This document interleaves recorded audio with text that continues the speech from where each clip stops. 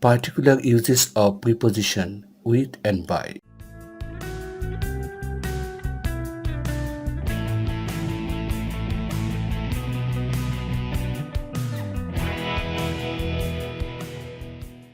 Distinguish between with and by when brought into contrast.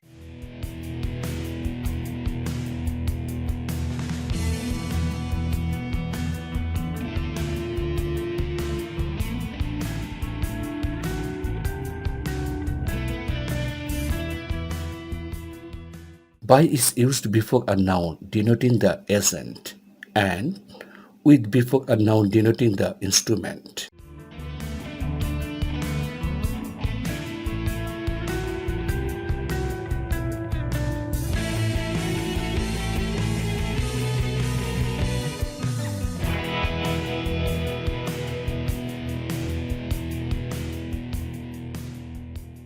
As the prisoner was bound with a chain by the jailer.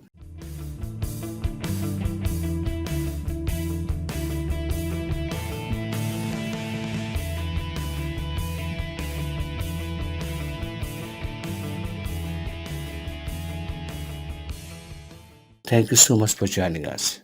Have a good time. Good luck.